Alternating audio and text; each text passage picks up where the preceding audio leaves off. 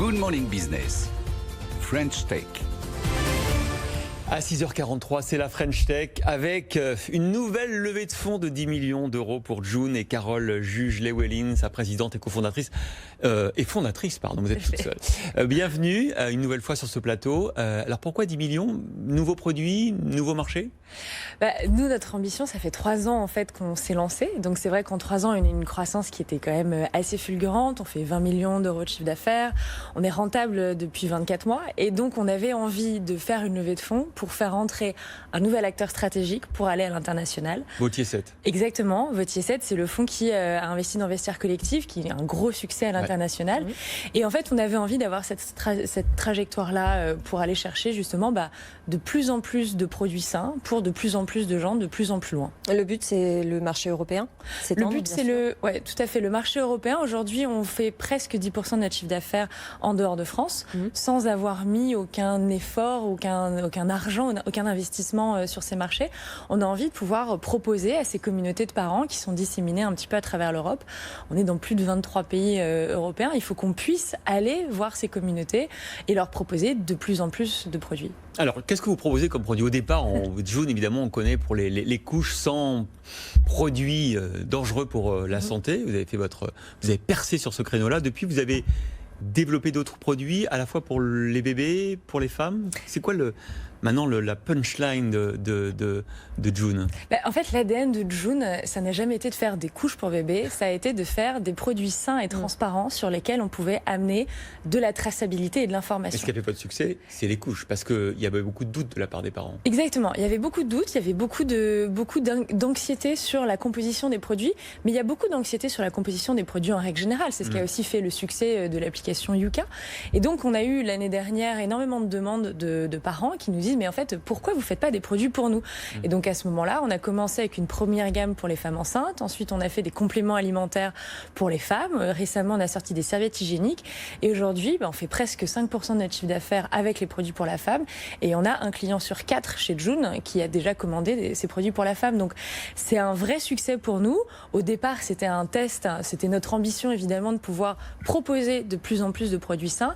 Et en l'occurrence, c'est vrai qu'on a trouvé dans les femmes de notre communauté un relais très fort et ça correspond vraiment à leurs attentes. Et justement, pour montrer que ces produits sont sains, vous proposez cette plateforme de traçabilité Doors. Tout à fait. Qui permet à une technologie de retracer le parcours intégral de conception de ces produits. Comment ça fonctionne? C'est compliqué de tout retracer. Alors c'est compliqué de tout retracer, mais en même temps, c'est un vrai engagement de la part des différents partenaires avec qui on travaille. En gros, aujourd'hui, c'est une technologie blockchain qu'on a développée en partenariat avec une entreprise qui s'appelle Tilcal et qui permet d'avoir un nœud d'information qui est fourni, les informations fournies par les différents partenaires. Et donc, il y a un lien d'information direct et complètement inviolable pour le consommateur, puisqu'il voit d'où viennent les matières premières, à quelle date le produit a été fabriqué, à quelle date il est parti de l'entrepôt. Ce sont les fournisseurs qui vous donnent toutes ces informations et qui vous les communiquent. Ce qui est long, c'est la négociation en amont avec tous les fournisseurs auxquels on a accès, parce qu'il faut évidemment parler avec les différentes usines avec lesquelles on travaille, mais aussi aux fournisseurs de matières premières.